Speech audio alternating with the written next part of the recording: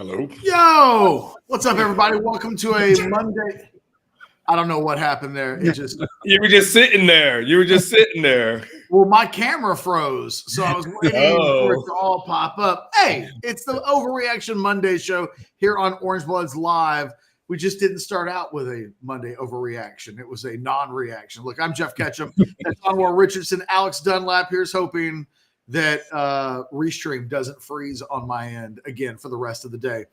Do us a solid. Like, comment, subscribe, even get a notification or two if you want to. It helps. You never know when there's breaking news. We do want to give a shout out to Rogue Shop, the sponsor of the Overreaction Monday show every single Monday.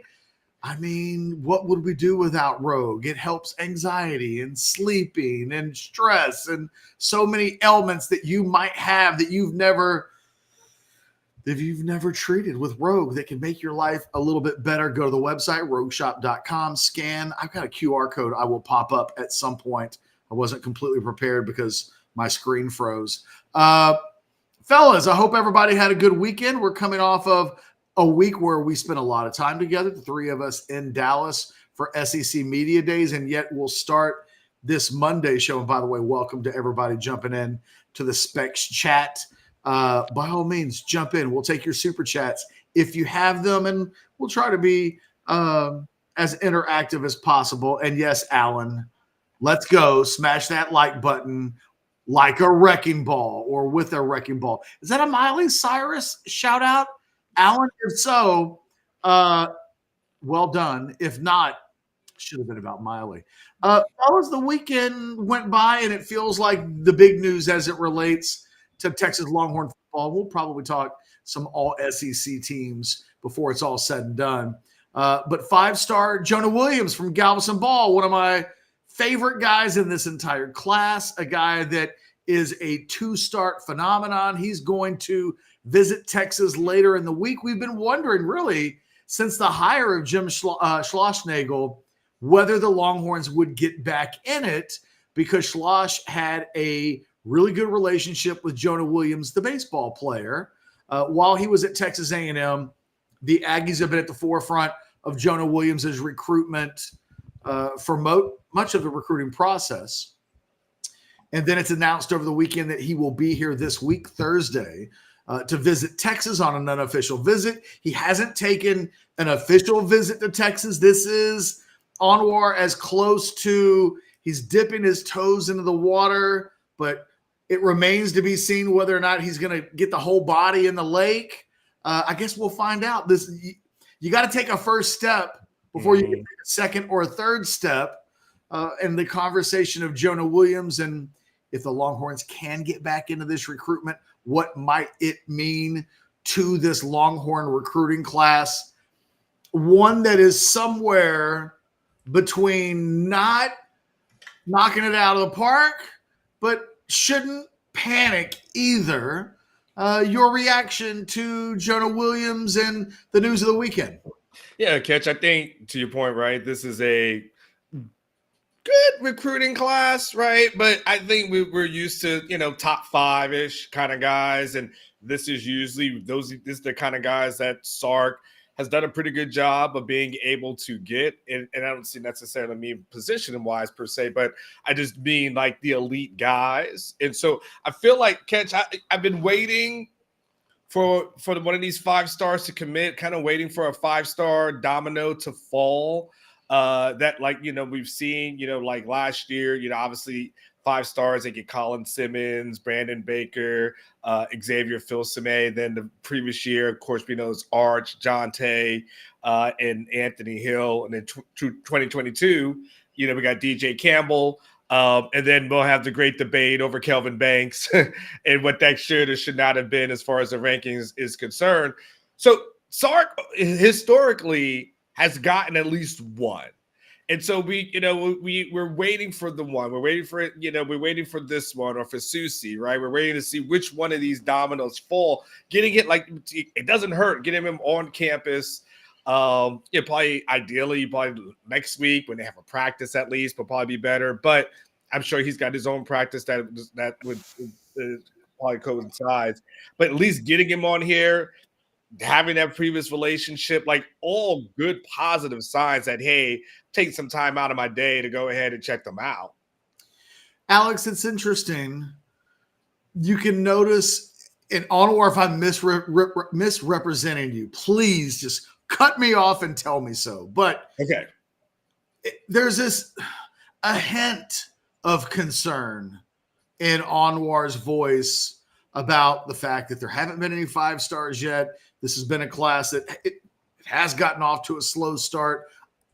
It's not dominating in the state of Texas. They haven't really been able to go out and get the big dogs out of state that we've seen them get in the last few years under Sarkisian and this staff. And yet the staff, at least what I've been told behind the scenes, they're not concerned about recruiting at all. There's a sense that by the end of August, everything will look completely different, that there will be 5 stars and super blue chips that have committed, and that all of the fuss is really for nothing. Your vibe on the recruiting class in general as things stand, but also where Jonah Williams' role potentially might fit in this group when it's all said and done. I'd say for one, I think that you can consider. I mean, I think you're free to consider Lance Jackson as a 5-star. If I was telling people how to evaluate the class, I'd be like, don't listen to them. You can consider this guy a 5-star. But the fact of the matter is that, as far as if we're looking at the actual rankings, catch whenever you do one of your recruiting breakdowns 10 years from now, and you look back at this class, unless he gets moved up, like you're not going to have a caveat for him saying, well, that guy should have been a 5-star. Like it's history will say what he was, and that's how we look back at these classes. I think that you talked about maybe Onwar having a hint of what was it? Just maybe underwhelming. Yeah. So like a hint of concern about the class. I mean, I think it's fair. And I also think it's fair to question whether the staff sees the addition of, look, if they have something up their sleeve where they're going to get Jonah Williams and Mike Fasusi or something like that, I think those are the kinds of players that you need to add into this class. Outside of Lance Jackson, and maybe to some degree KJ Lacey, I do think that the class, it really doesn't have its crown jewels yet, right? And if you want to have it, and I think in this day and age, man, if you're Texas and it's the NIL era and Texas isn't about as good, Onwar and I talk about it all the time. It's like, how much better could they position themselves than sort of where they are right now, as far as the momentum, as far as the players that are on campus, as far as, for Decorian Moore, like how much better can the rollout be, except for the fact that the wide receiver room is super deep, right? But how much better could the rollout be right now for a guy like that? It should be like that for a lot of these dudes who they're looking at, and I look at, like, Jackson Christian. I know I've focused on the offensive line a lot, but the Coleman brothers and Jackson Christian and John Mills, like you need Fasusi now, right? I look at the players on defense, and outside of Lance Jackson, man, if you want to make this a big class on the defensive side of the football, you need another one of these studs like Jonah Williams. And I'm interested in hearing from you, Ketch, because we get plenty of time to talk, my breakdown on him and stuff, but I'm super curious to hear from you. I read your update last night. I heard what you said just now. I'm sorry. I'm going to plead ignorance here. Is he really that interested in playing baseball, and are they going to let him play and stuff like this? I mean, Jonah Williams might be the top baseball prospect in the state of Texas in the 2025 recruiting class. He's a high-level major league draft prospect. I think it remains to be seen, like, just what that will mean on his football career at the next level. I thought Kyler Murray would never play a down of major college football because he was projected to be a first-round draft pick, and when it was all said and done, it didn't quite work out that way. So I've given up trying to guess how all of this will impact guys like his. We don't see these guys very often, these top of the Major League Baseball draft prospect candidates who are also elite of the elite in football. Jonah Williams is certainly that. He certainly has made college baseball part of his decision-making process. And I think one of the things that had impacted Texas negatively over the course of the previous 6 months is that he didn't have the relationship with the Texas baseball coaches that he's had with other staffs. So that Schlossnagle is now at Texas and brings with him a better relationship. I mean, there had been some thought that Jonah Williams was going to commit to Texas A&M, and he's an interesting guy too, because it feels like at one point it felt like it might be Oklahoma, then it felt like it might be A&M. Now there have been some Oregon wins. This is a little bit of a blast from the past. He kind of reminds me of Jarvis Moss from nearly 2+ decades ago, the former 5-star defensive end from Denton who ends up going to Florida. Something about Jonah Williams seems to be he wants to take his time. I'm not sure that he's completely sure he likes all of these schools. So he likes all of them, but does he love any of them? And I'm not 1,000% sure that there's love more than like. So I think when Texas gets him on campus this week for their pool party, they've got a puncher's chance. Are they behind? Yes. Are they behind a dominant force that they can't overcome? I'm not so sure about that, especially since Schlossnagle going to Texas almost certainly hurts A&M's chances from the baseball side of things. So in a way, Jonah Williams has one of the more mysterious recruitments in this entire cycle because there are factors in play that aren't in play with any other prospect.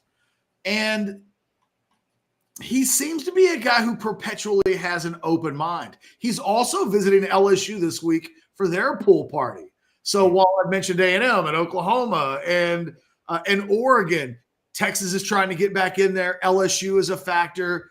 He may be the guy that decides last amongst all of the big-time prospects in the state of Texas. And if you're Texas, that's what you want because you still have your official visit to use, whereas most of these other schools have already used it.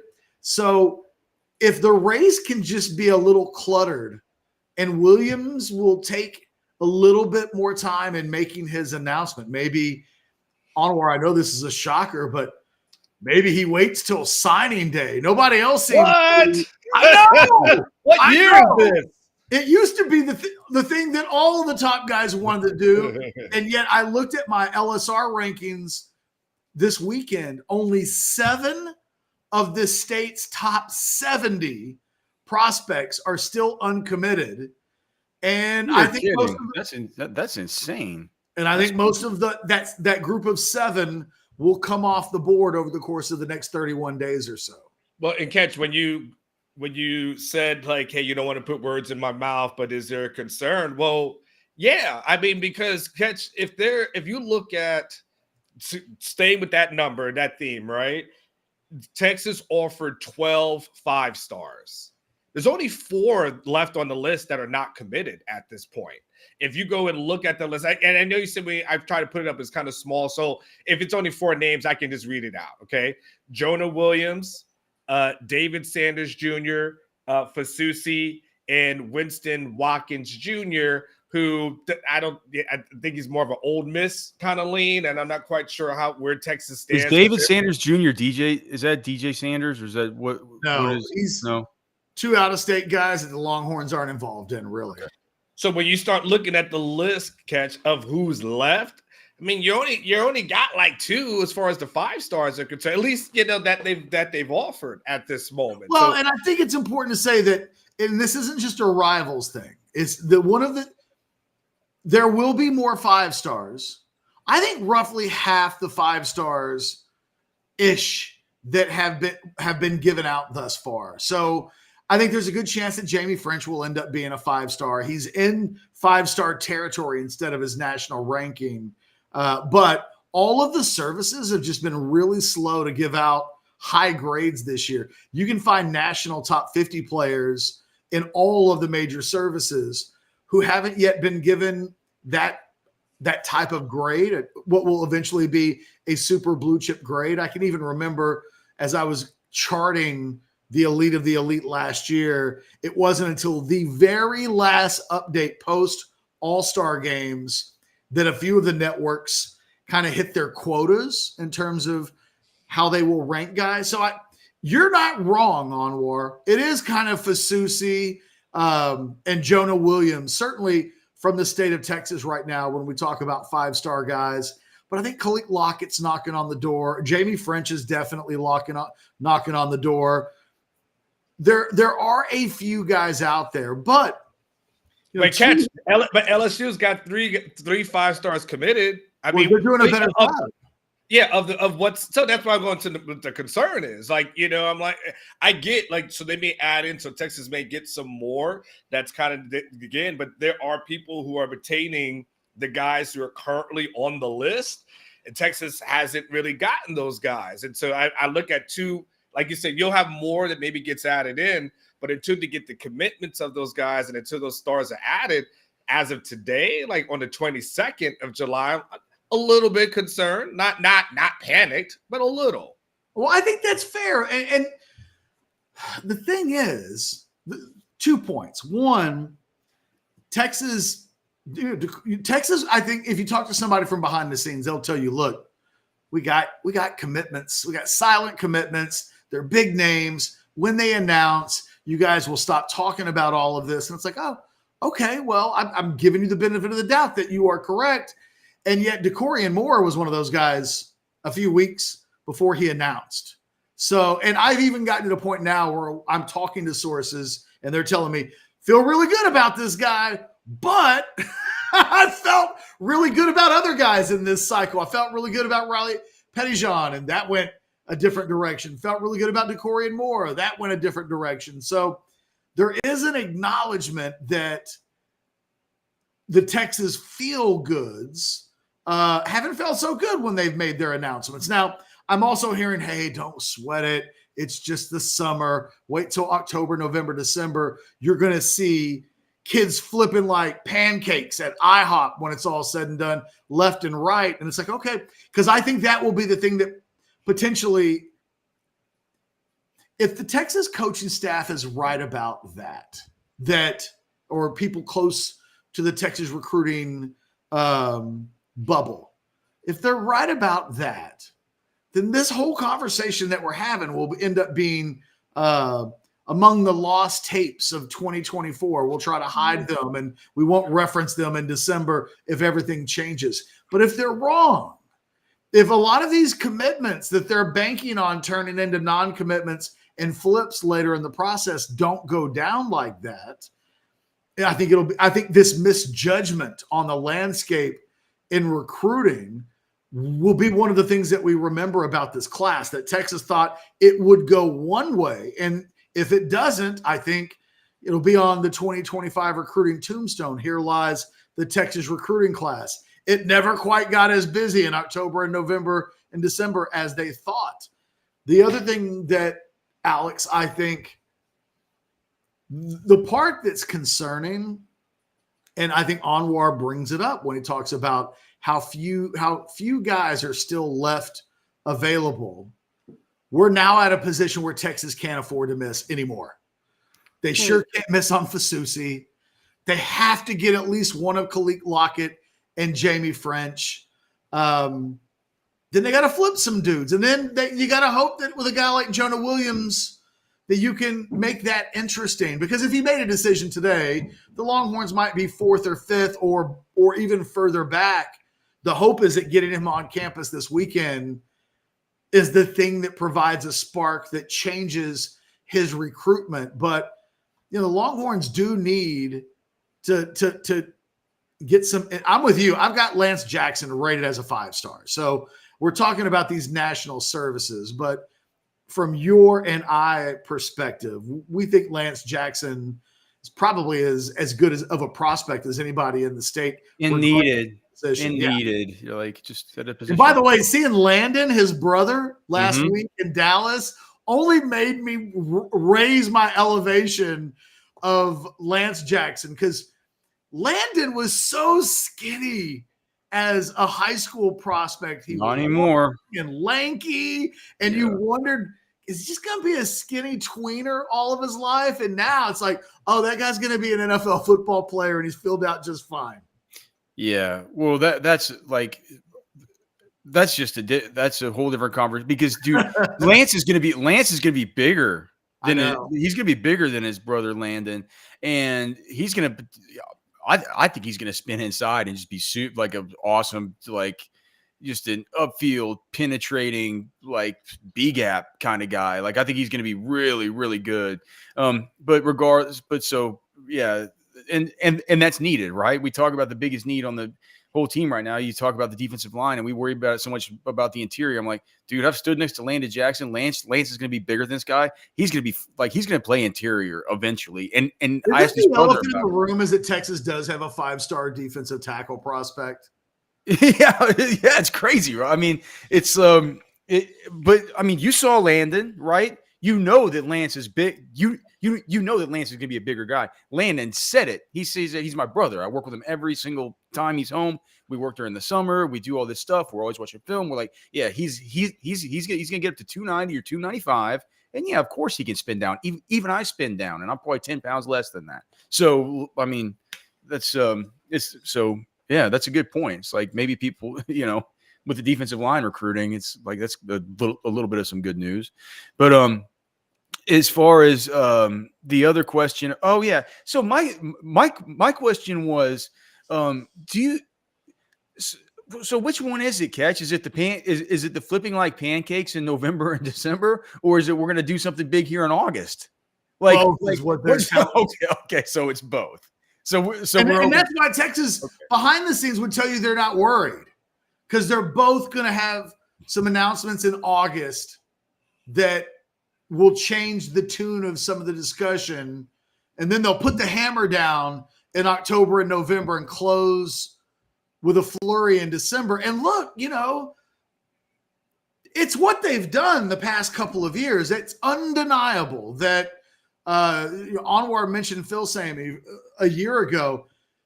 They hadn't even offered him by this point a year ago. That he was a 5-star prospect in the Rivals rankings, and Texas didn't offer that guy until really late, and then he flipped. And you think about Anthony Hill or Kelvin Banks, and they've done this every year. So there's definitely a confidence that exists.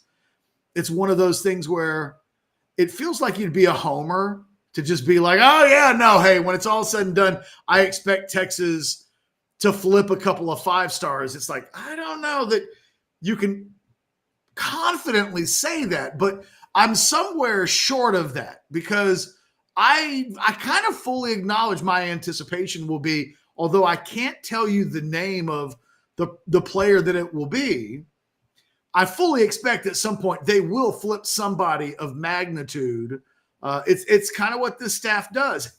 But in order for that to really, really matter, they've got to close with Fasusi.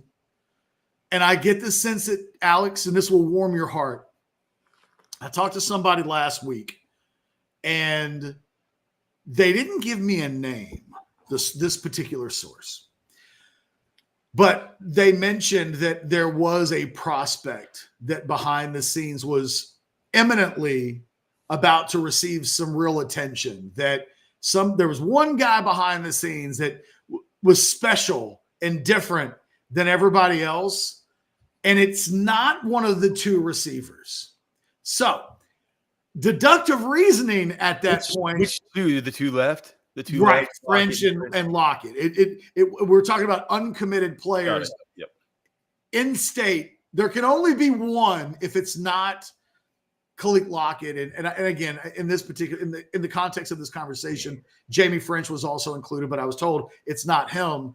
So I think in August, Texas will make the big run at Michael Fasusi. That I'm not quite sure it fully has yet. I think they've been playing it cool, almost like they're too cool for school, but that will change shortly. And I think there's behind the scenes a feeling of, and Anwar, I know you've talked to sources behind the scenes that feel that Fasusi and Texas is in a good position as well. So they may be wrong, But I think they're going to get Michael Fasusi when the dust settles. Yeah, that's Catch. I'm glad you put that caveat out there. They may be wrong, but they think that, not we. We're not projecting that, but I'm glad you put that in there, Catch. Yes, because they feel confident. My whole thing, Catch is, until a kid commits. Okay, great. That sounds great on in our conversations. He ain't said nothing out loud yet, so I don't know. Like, it's like dating someone, but until you like Facebook official, right? Or until you bring around the parents, like, it don't really, okay. So cool, but they feel good about where Fasusi is, and they feel good. They feel that I've been told, Catch, that when it's all said and done, that it's going to be, they're all going to get the guys that they want. They're going to get these top level guys, and they'll be okay. And they feel good about it. And then, if you push back on it, it's almost like there's all these different areas right now where they can say, well, I will do it in August. We'll do it in December. And hey, if it doesn't work out, we'll just get some guys in the transfer portal. We'll do it there. Like, there seems to be this feeling like no matter what, everything's going to work out and come together. So, but from a recruiting perspective, though, Catch, when Sark talks about high school recruiting still being important and still being kind of the lifeline and the bloodline of the program, unless they're going to go full, Colorado and get 20-something kids, you still want to be able to kind of get some of these elite guys, and get somebody like Fasusi would definitely help. We got our first super chat of the week and of the morning, and it comes from Canada. I don't even know what $13.99 CAD. I don't know what that translates to in American dollars. But thank you, Uncle Mickey. Uncle Mickey's got his Michigan ticket secured. He wants to know who else is going. Would love to meet up with some of the gang in Ann Arbor. Hook 'em. That's a short flight. It looks like $1 Canadian worth about 73 cents. So it's like a $10 super chat. Perfect. Thank you, Uncle Mickey, for the $10 super chat in CAD. That's a depending on where he lives, that's a pretty short flight from Canada into. You really are close whenever you're up there, man. It's are it's you? wild. We don't know. Canada's huge. No, I mean, you're close to. Oh yeah, we don't know where he lives. Well, yeah, we don't know what part of Canada. we're assuming we're assuming not Vancouver, right? We're assuming. I'm assuming something. Okay, and Mickey, tell us what part of Canada. Tell us where you're from, because I'm assuming Vancouver, because I think if I lived in Canada, Vancouver's where I would want to live. Yes. But then, yes. Not that crappy city. What's Alice? What's that crappy city right across the water? Toronto is the. No, that's like 3 hours away. Toronto's across from like New York and stuff. Yeah, it's like Niagara. What's the one that's across from where you go up there and Detroit? I know this. Onward, you lived in Detroit. I can't. Is it Ottawa? Oh God, no. I forgot. Look it up. I don't know. Canadian Toronto, dude. Toronto, yeah, that's a quick flight for him. It's a 3-hour drive to Detroit. It's from Toronto, I believe. So he can from there. His 3-hour drive is probably like less than an hour for him from a flight wise. I'll think of that. 4 hours from Detroit. Yeah. Okay. Yeah. So it's about like an hour and change for him. It'll be a quick one. Our guy Cody Carpentier wants everybody to know that he lived an hour from Winnipeg in college, which just sounds cold. Oh gosh. Yeah. Okay. So yeah, Ottawa was way off. That's for sure. That's farther away than even Toronto. I think Windsor is what I'm thinking of. I believe Windsor. That could be right. Back to Jonah Williams, guys. Does anybody even, on a scale of 1 to 10, and 10 being the most confidence you could possibly have, on where if I said Jonah Williams eventually falls in love with Texas and this staff there's not even a flip. They just lure him to Austin. On a 1 to 10 scale, your number would be where? Before he takes his first visit? Yes. Come on, man. I don't even know if he liked the pool party. What if there's too much What if there's too much chlorine in the pool? He has a bad experience. Like, I'm just asking. And well, before we answer this one, Catch, like, do we even know, like, is this going to be, are both coaches going to be, like, I'm still having trouble wrapping my mind around the whole baseball angle.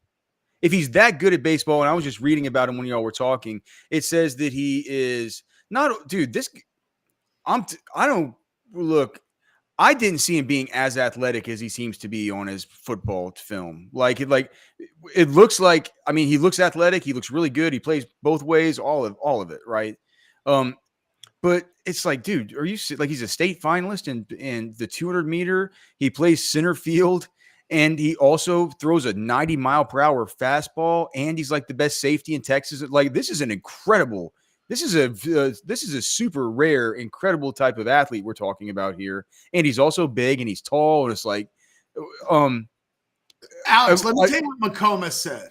Our guy, Dustin McComas, who left Orange Bloods to go run, a D1 baseball site, right? I mean, when you talk about a guy that knows what he's talking about on the baseball side of things, Dustin McComas is prominent. I mean, his nickname is the King of Ping. He's probably the preeminent, one of the preeminent college baseball minds that exists as a senior editor for Five Tool. He's been there now for 4 or 5 years. McComas says, quote, "Say what you want to about Jonah Williams' status as a program changer in football, but he might be the best athlete from Texas I've ever seen in person. He's a freak, one of the most purely talented high school baseball players I've ever seen in person." So, I mean, clearly he's an incredibly athletic guy. It's like you don't have to watch him. And like I said, it's like the resume that he has put together as far as his athletic escapades or accolades, whatever the word is there, maybe both. As far as the resume he's put together, it almost supersedes what you can see just on the football film alone, which makes me think, like somebody asked in the chat earlier, they're like, well, is Schloss going to the pool party? Like, what's going? I don't understand how this is. When's the last time there was I know that there's been the Brennan Thompsons of the world. Was that his name? Brennan Thompson, who come in and they're just they're just like, I want to do track, and the coach is kind of like, oh, maybe we'll let you do track. Then they kind of don't let him do it the first year, and then he really wants to do it, and like they finally let him do it for 1 year and stuff. The John Burts of the world. John Burt was another one. That's a good one, Catch. You probably know a bunch of them off the top of your head. But has there ever been one where it's like baseball and like, dude, that's a big commitment. That's you're gonna miss all the spring ball and stuff to play baseball? Yes. And and Alex, it's not untricky. I mean, it's I think what we saw with Brennan Thompson, and what ends up happening more times than I think what it would almost take is Jonah Williams would have to show up and be a certified badass from day one so that the coaches could be like, it's cool if he misses the spring. Mm-hmm. He can show up, and he's so good that, we're okay with him missing 15 practices. Where it became a problem was with a guy like Brennan Thompson, who didn't, start off like gangbusters at all. Yeah. If anything, Brennan Thompson came in from a football side of things looking like a guy that was going to struggle to make the adjustment to major college football. So when that very first spring rolled around and Brennan Thompson wanted to go run track, the feeling from in the program was like, yo, man, we're buttering the bread over here for you, and you suck. Like, you need to be focusing on the sport that's buttering your bread, because right now you ain't got no butter on your bread. You got unbuttered bread. Mm-hmm.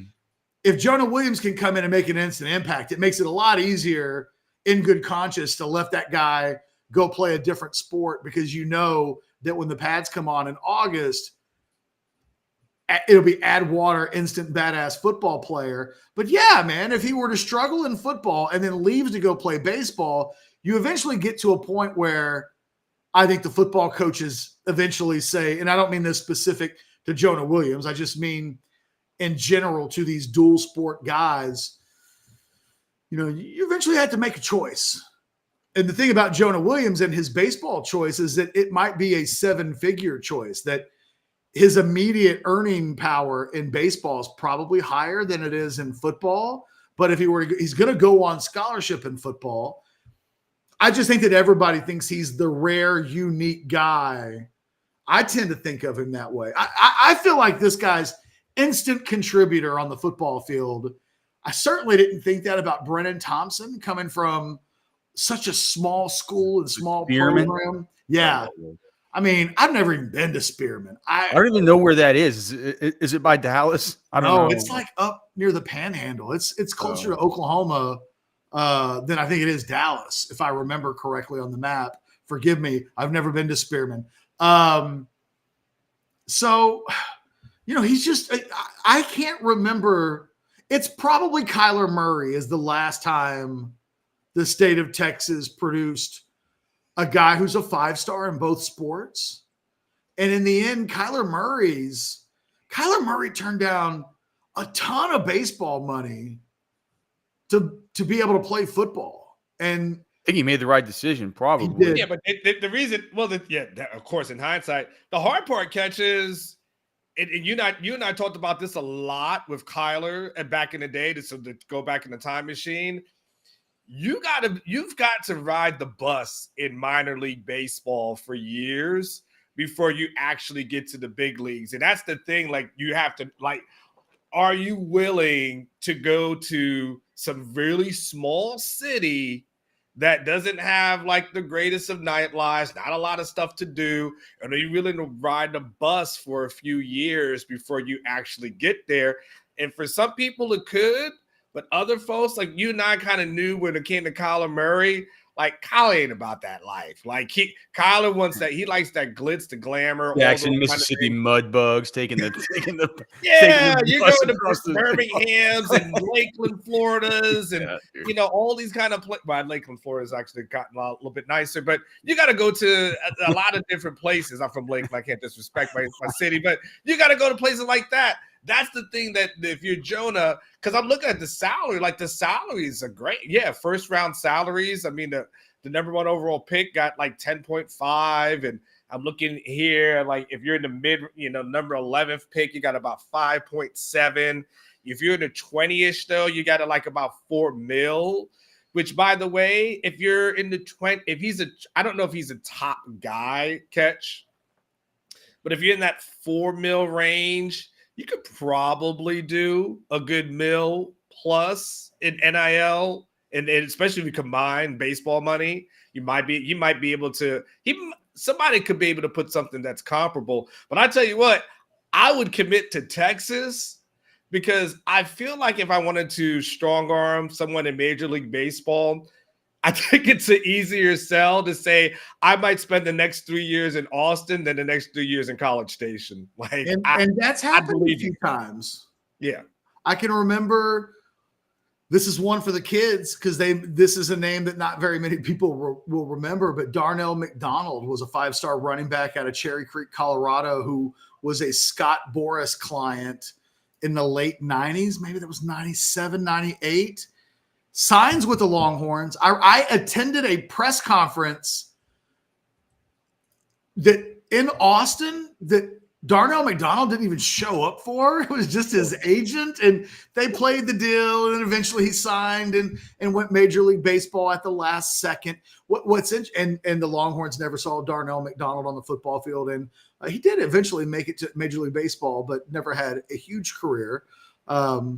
Chip Ambrose, a quarterback from the class of 97, eventually signed with Texas A&M and was a 5-star guy as a quarterback. I mean, more times than not, these guys sign baseball. It's why when I ranked Kyler Murray as a prospect, I knew he was a 5-star prospect, but I kind of dinged him for my anticipation that he would eventually sign to go play baseball, because most of these guys signed to go play baseball, except in 2024, NIL, and you mentioned it, Anwar, the dynamics have changed. If you look at the Major League Baseball draft at the top of the draft, 75% of the guys taken, I believe it was either in the first round or the first couple of rounds or the first 10 rounds, Hmm. It might be first 10 rounds were 75% were college players. Wow. And it's a drastic change. That's huge. Because these kids are like, okay, we're at a point now where I can go make $1 million at Texas Tech. I can go make $1 million at Texas or Texas A&M. They start doing the math and they realize, wait a minute, I can make the same amount of money or more, go to college, have fun, develop, and then get redrafted again and make that money a second time. Yeah, you could double up. You can have a second. You can have a second contract catch as opposed to just your one. And we saw a guy. I can't remember the kid's name, but there's a baseball only guy that Texas signed out of North Dakota. That once he got to the 6th or 7th round, was like, okay, that's it.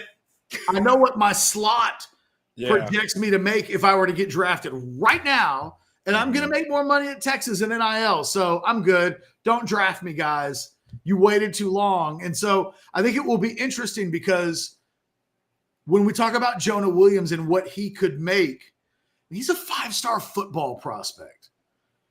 We're sitting at over the course of 3 years, that's probably $2 million easy in NIL.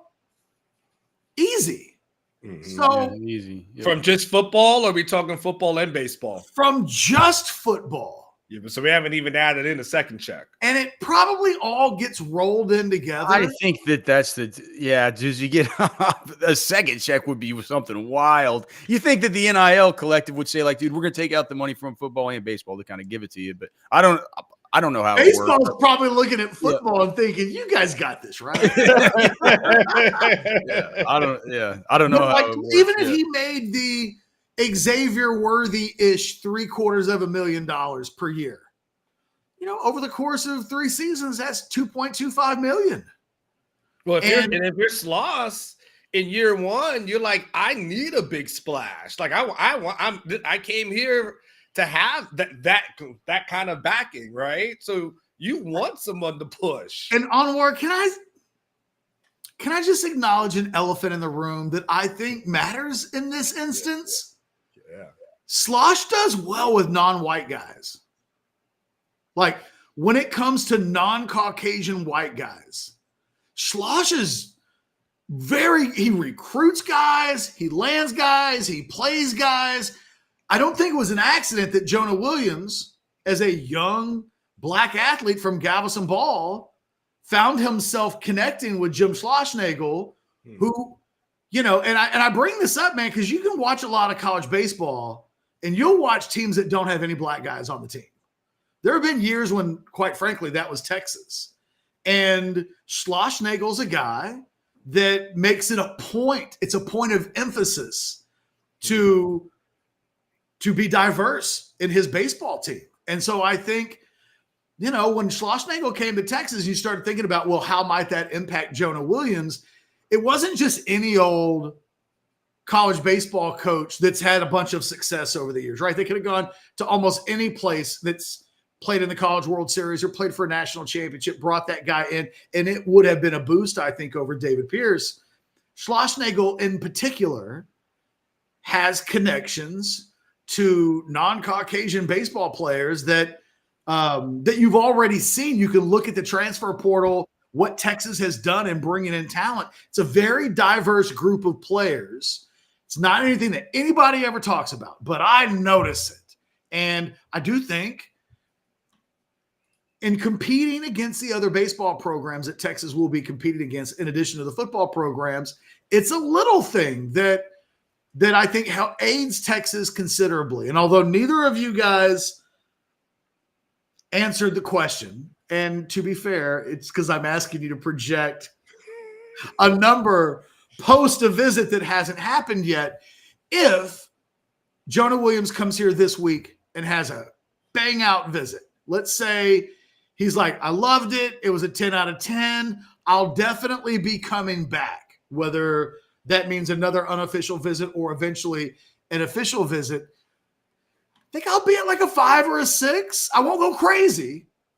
But considering Texas hasn't had that kid on campus in 6 months, to be able to successfully catches attention at the end of July, I think gives Texas a real fighting puncher's chance there. The baseball thing may be the thing that eventually aids football in this recruitment as much as anything else, and it just wasn't happening under David Pierce. And it is, I think, completely connected to Schlossnagle that this is even happening.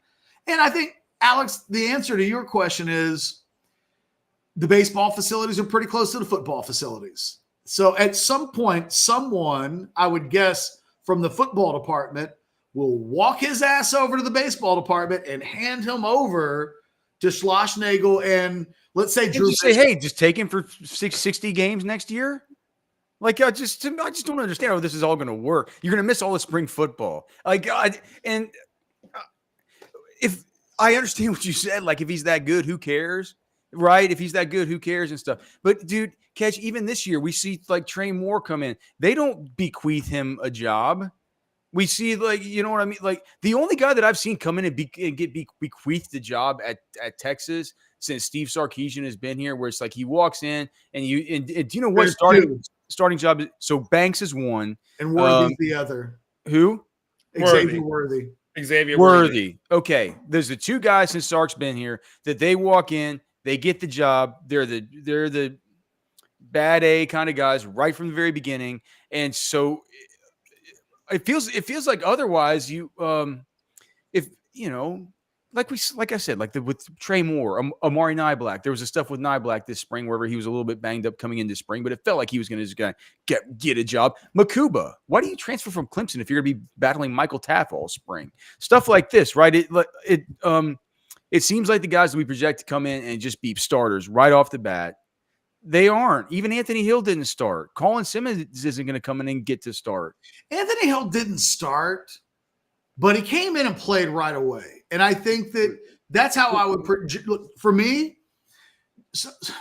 Jonah Williams, pound for pound, is as good as any football player in this class. And it is a class where I think DeCorian Moore is a 6-star level prospect. I've got him with a ranking that doesn't even exist. Uh-huh.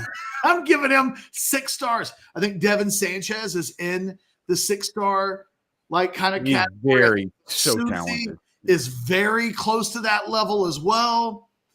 Lance Jackson is a guy that I almost can't understand how all 4 major recruiting services haven't evaluated that guy and thought, holy shit, if there's a 5-star from the state of Texas, it almost needs to be him. So in a year where it's really deep across the top of the board, I think pound for pound, Jonah Williams is as good of a football player as there is. He could step in and be a wide receiver at the major college level and be a day one. Oh, yeah. Guy. Yeah. He's a guy that can, I think, play special teams, which is where I think day one he probably makes the biggest impact. And then I think, I think more about last year's Texas team, where if Derek Williams had stayed healthy, he would have essentially emerged as a season-long starter over the course of the season. He was kind of a little up and down. I see Jonah Williams coming in. Is he Kelvin Banks or Xavier Worthy? No, I don't think that. In part because Texas is recruited really well in the secondary. We're almost at a point that when Makuba departs, it's some combination of Derek Williams, Jelani McDonald, Xavier Phil-Sammy. I mean, they got some real talent in the back end of that defense that just needs a little more seasoning.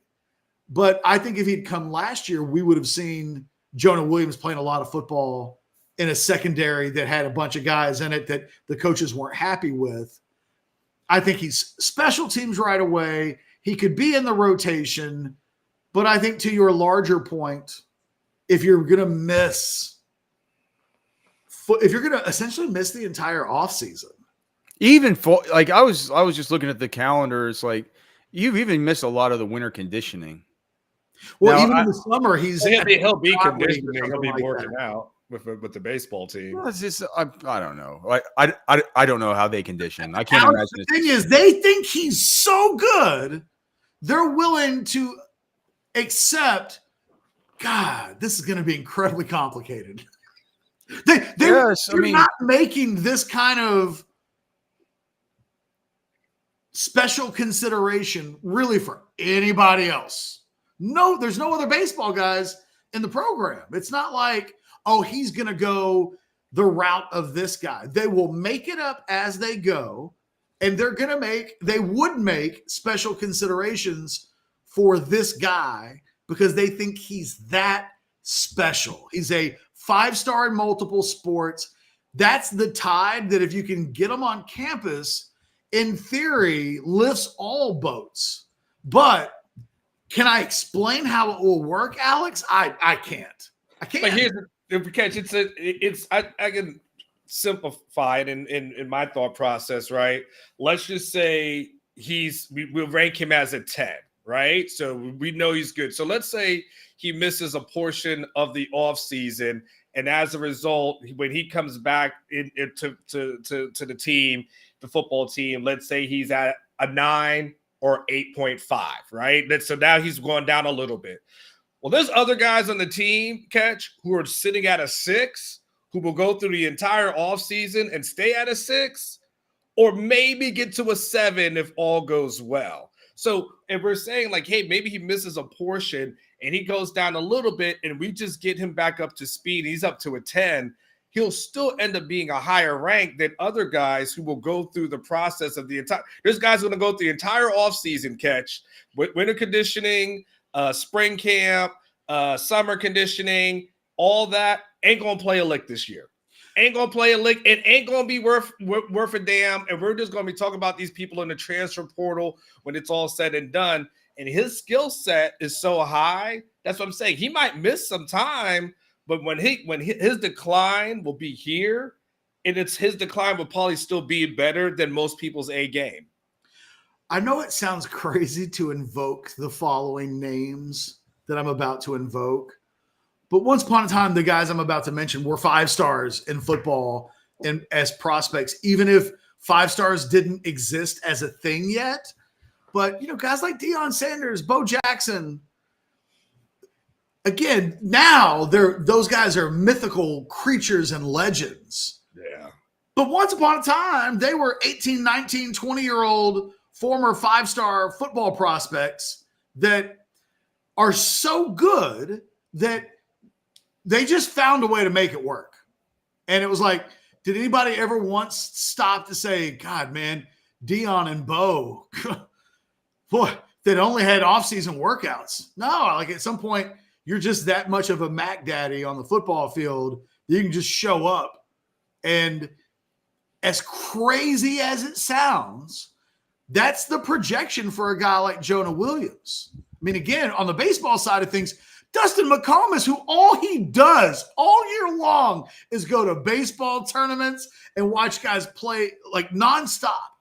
For Dustin McComas to say, and by the way, I can remember Dustin McComas when he worked at Orange Bloods. And that was a guy taking interviews for front office jobs in Major League Baseball teams. I mean, this is a guy that's seen some guys. He's worked as a baseball scout. For him to say he's the best athlete I've ever seen in person on the baseball side of things, I almost want to pull Dustin aside and go, Dustin, really?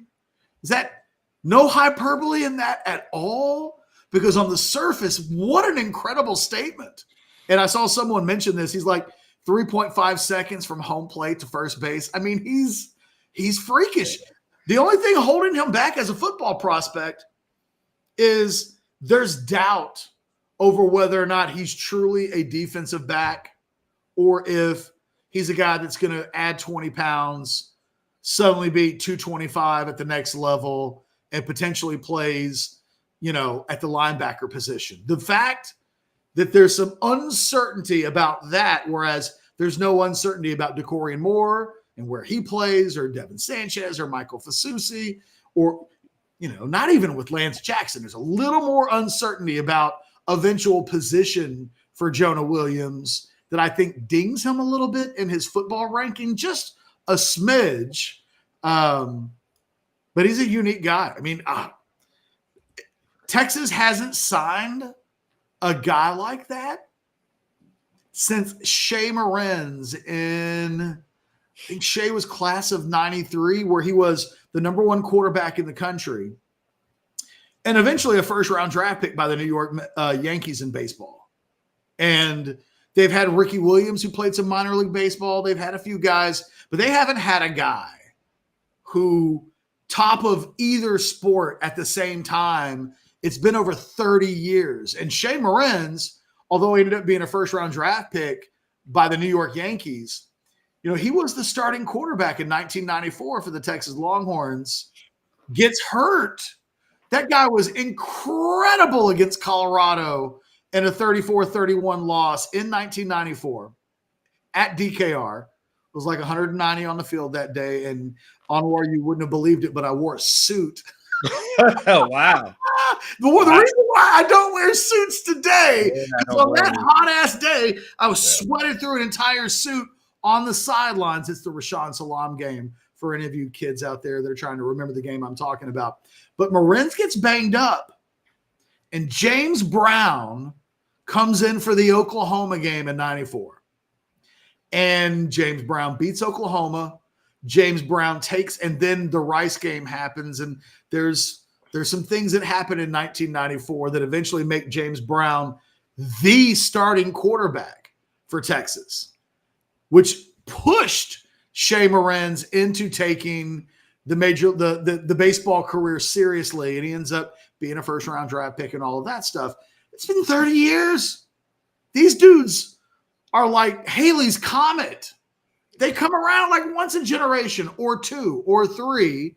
That's who Jonah Williams is, and it's a lofty thing to have to live up to, but that's who he is. Catch, I think an interesting case study, I know you're bringing up names.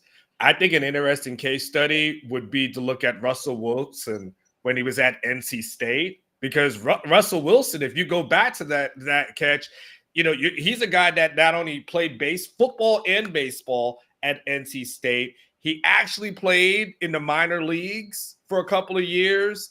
And then he also got drafted as well, Catch, in baseball, in football. And he only decides that at the very end, he wants one more football season. So he transfers out from the NC State, goes over to was it Wisconsin? Yep. And then decides from there's his football career. But all along, and this is a quarterback, by the way, who played well in both sports. So I think the interesting case study would be like, how did Russell Wilson pull off both? Because he pulled off both successfully at a high level, at a position you would think to yourself, it's impossible to do that. And they made it work. For guys like that who can do it, you just find you those are first world problems, and you figure it out the best way you can. Well, and remember, they tried to do this with the tight end a couple of years ago from Southern California that was the football, baseball prospect. He ends up going to USC, and I looked up his stats from this past season. He's barely playing for the USC baseball team. Is that Deuce something? I forget what his name is. Yeah. Deuce Robinson? You nailed it. That's exactly right. So they have, but you're saying he's not playing. He's looking like a football player. But does he play all the games with the baseball team? I think he's in the dugout. Yeah, he's on the base. He ain't just coming in and playing on Thursdays. I'm just telling you, he's not playing at a high level, but he is playing baseball. And I bring that up because had Texas signed him, and quite frankly, I don't think he signed anywhere. I think he just showed up, which I always say out loud, if you're a 5-star prospect, why would you ever sign a letter of intent? Just show up for classes at the school that you want to show up to and maintain. They are going to turn you down. maintain all of your leverage. All of it. That's smart. Yeah. All of the leverage. There's no reason to give your leverage up. That's a great point. Because you never know when something's going to happen, like a Lincoln Riley Bob Stoops deal, right? You never know when, like in the middle of the summer, a coach retires and suddenly you're locked in. Buck Wild Longhorn with a $10 super chat. Buck Wild, sorry it took us a couple of minutes to get to it. Off topic, just for fun, buy or sell. Jarrett Gibson gets a rushing touchdown in one of the first 4 games. Let's start there. Buy. Yeah, it's a buy. Yeah, it'll be a garbage time touchdown. Oh yeah, I mean, but they've got you at worst. I mean, you've got we're talking Colorado State, Michigan, of course not. But then after that point, we're talking about UTSA and La Monroe. Like, yeah, he'll score at least one of those. I'm gonna sell just What? to be contrarian. Sark has said for the first 4 games of the season he wants to play as many guys as he can. I think that and Jared Gibson feels like the guy that gets that carry though instead of Christian Clark. Because I think the Jared Gibson profile is more as a goal line back. Maybe. Although maybe it needs to be like a 20-yard touchdown run. I don't know. Just throwing that out there. Second buy or sell question. If it's going to be a 20-yard touchdown run, it's going to be Christian Clark. If it's a goal line, handoff, it'll be Gibson. Somebody's getting a scrub touchdown against Colorado State. It very well could be Jarrett Gibson when it's all said. Maybe it'll be Trey Wisener, and we'll all be fooled. That's what I was thinking. Oh, that's a good one. That's what I was thinking, Alex. Is that Gibson might be 4th or 5th on the running back totem pole. It's a good one. He's no higher than 4th because Wisner's 3rd. I think so. Yeah, I think. So, we'll see. Yeah, it's just maybe. Buy or sell. Texas wins the national championship if Bijan would have come back for his senior year. It's a good Michigan team. How can I buy that they beat Washington? Yes. So I'll buy that they beat Washington because I don't have it pulled up, but would they have 18 total running back carries in that game? They got off of their script. I can look it up. I think that they each had 9. Get like 200 all-purpose yards from its running backs against Washington. I think both Blue and Baxter went above 100 all-purpose yards. Let me just. Okay, but as far as the carries, I remember looking at it after the game. I'm like doing the postmortem. I'm like, man, this was not enough running back carries to get anything established like they would generally like to. Let me see if I can beat you to the punch. Texas, Washington. I have this thing. Are you ahead of me? Yeah. All right. So here it is. So CJ Baxter had just rushing alone. Yep. 9 for 64 and a touchdown. Jaden Blue had 9 for 59 and a touchdown. So good averages and stuff like that, but it just doesn't, 8, Quinn Ewers had 8 carries. Jordan Whittington had 1. Byron Murphy had 1. So on the other side, you had, their guy Dylan Johnson. But those two also combined for 84 yards receiving on 6 carries. 6 receptions. So it was 84 receiving yards plus 113. So they were right at 200 total all-purpose yards and a couple of touchdowns. That's about those are combined. Well, but that's the Bijan numbers. But I'm saying I think the flow of the game I think you would have kept the ball out of Penix's hands more with Bijan Robinson getting the rock 20 times. I don't know. Baxter and Blue averaged 7.1 and 6.6 yards per carry, respectively. I have Bijan pajamas. I love Bijan. I'm just saying that 123 yards rushing and 80 plus yards receiving and a pair of touchdowns while averaging almost 7 yards a carry. That's about what Bijan probably would have done. But I'm with you. I still think they beat Washington. I will give you that. I think what people are pointing out in the chat is pretty obvious, is a good one though. At those numbers minus the fumbles, because there was the CJ, I think it was Baxter and Blue fumbled in that game. And so if you minus the fumbles, that might be the difference. Yeah, but Bijan put the ball on the turf a couple of times in college too. He literally lost them the Texas Tech game the previous season, or was it 2 seasons ago? But yeah, no, look, they beat Washington, they lose to Michigan. I think so too. So buy and sell, sell, I guess. But good job, Buck Wild. Yeah, those are some good questions. Those are good questions. In fact, I'm going to toss it out there, guys. Any other super chats as we start to wrap up today's show? We're already over an hour, 585 watching across all platforms right now, YouTube, Twitter, Facebook. Hey, you mentioned Haley's comment a minute ago, and I forgot even what that was. Do you know the next time that thing's coming around? Do you know off the top of your head? Okay, let me see if I can do it. It comes around like once every 84 years, I think. It's been since I'm gonna say in 2082. It's 2061. Mid Really? 2061. Oh, maybe we'll make that. I was thinking. I think I got a decent shot. I think I got a decent shot. We'll see. Although I can barely see the screen in 2024, so there better be some great technology in 2060s when it comes around. Otherwise, I won't be seeing shit. Some sort of glasses for you, Catch. I'll have those bifocals on that Red Fox wore in Harlem Nights, where my eyes are just all big. And real quick, just because I always love it when Cody Carpentier jumps in, this new culture is not one that seems like Sark will allow to crack over a single player playing baseball and skipping all of spring camp. That's cockamamie. Now maybe if he participates in half, yeah. I don't think Sark is in the negotiation business as it stands. They will tell Jonah Williams whatever the hell they think he needs to hear. Correct. Hey, we'll make it work. Once you're living with a girl, you don't have to do all that pretending that you do. Yes, you do, Catch. No, Catch. No, but seriously, like all jokes aside, the transfer portal error, Catch. If he does make those promises, that's fair. And then he gets in here 6 months from now, he realizes, they sold me a bag of goods. Yeah, I'm out. So actually now whatever you tell him, you will have to follow through on, period. Or he'll be somewhere else in 2026. Yeah. Simple as that. All right. Well, guys, let's wrap this thing up.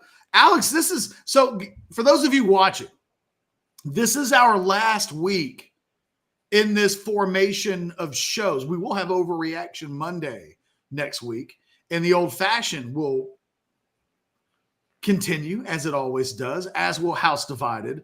But starting next week, which the Longhorns are practicing in 9 days, blows my mind that they're practicing in July for the first time, I believe, in my lifetime, and in any of our lifetimes. Football with Friends returns in the afternoons. Alex, Cody will probably be involved in that, although I don't want to speak too much on what Alex and the show has in store. So starting next Monday, we'll do the Overreaction Monday show brought to you by the amazing people at Rogue Shop.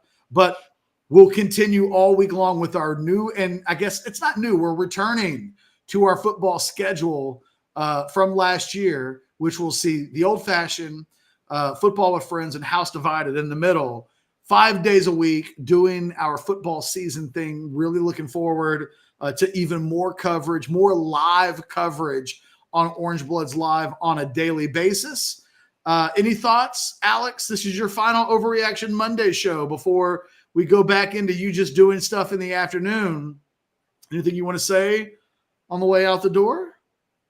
Yeah, man. Well, it's certainly enjoyed being on the show with Anwar. We got the show the rest of the week, so no days off, as Bill Belichick would say. We're on to Tuesday, but yeah, man. Certainly looking forward to bringing back Football with Friends, and like you said, we'd probably be some new stuff maybe with Cody or whatever we get done with that. It's going to be a fun year, and yeah, man. I just super pumped that we're getting, I guess, for my final take or whatever, man. Just super pumped that we're getting a bunch of rain this week, and it's nice and cool. You know that right when we get into football practices next week, it's going to pop back up to the 100-degree temperatures, I'm sure. Or it's going to rain, and all of the open workouts they were going to let us watch as a group of. Don't put that. Sorry, don't put that out. Turn the knife. Just stabbed it and turned it. Okay. Onward, my final thought is I just wanted to take a moment in front. I wrote about this in 10 Thoughts from the Weekend, which you can check out over at orangebloods.com. If you're not a member, I made section 1 free. I talk about Quinn Ewers and I maybe have come full circle with regards to my thoughts on Quinn Ewers as a human being and how maybe Texas football needs to treat him. But shout out to everybody on the Orange Blood staff that went to Dallas last weekend. You're looking at 3 of us, but Anwar and Alex did a remarkable job, as they always do, but they were sensational in Dallas. Cody Carpentier came in, and like kind of ran things on the technical front in addition to all of the other things that he did. So Cody was really sensational for us. Chad Hastings came in and was available in every single way he could be available and be helpful. Same with Sunny, who was like she was like the Jonah Williams of our staff last week. It was multi-sport player. Yeah, she was like, oh, don't worry, I'll go get video of this guy. And then I would look up and she wouldn't not only be getting video of a person, include like perfect example is Quinn Ewers. She just always, let me tell you, she squeezes her way to the front of those scrums like no one. I don't know how she does it. I've never seen it done like that. Alex, you were in a band, a successful band. Yeah. Sunny's one of those women that no matter how crowded a show is, always in the front. No matter what she has to do to get there, she's near the stage in the front every time. It's amazing. Just incredible. Yeah. Well, the great part in pro tip for all the people out there, she did a lot of stuff without even asking. So most of the stuff she did, it was just on her own. And she was like, I'm going to get this. I'm going to get that. I would just look up and I'd see Sunny filming someone. She just wave. I'm like, I was like, who are you filming now? Like it was the effort, the work ethic of her and Cody were very impressive. I'm telling you, she did this thing where I snuck in a question to Quinn Ewers at the very end of his media session. She heard me asking the question and did this thing where she panned over to me and then panned back over to Quinn. And I was like, that's like real professional shooting stuff that she just did naturally. So the whole team did a great job. Damn it, Catch. What? I did. You know what just happened, right? No. We talked up Sunny so much that now a competitor is going to call her this week and try to poach her because that's just what they do. That's just what they do. They're like, oh, snap. Someone's doing good work at Orange Bloods. I got to take that person. It's going to make us better. I got to say the last person that got poached wasn't doing good work. And on that note, all right, I'm out. Ron Richardson and Alex Dunlap. Hey guys, Rogue Shop. Go to the website. Check it out. Get you some for anxiety and pain and sleep, and you just want to feel good because as soon as this show's over, I'm going to participate in some Rogue Shop, and it won't be for anxiety, pain, or sleeping. It'll just be because I want to feel good during the rest of the day. So that's what they do. They make life just a little bit better, like we hope this show did for the last hour or so. We hope it made your Monday just a little bit. That made my Monday. Gotta hit that thumbs up button, comment, like, notifications, and yes, subscribe. We're creeping up to 20,000. We want that 20,000. Only you can help us get there. Have a great Monday. We'll see you at noon for House Divided with myself and Chad Hastings.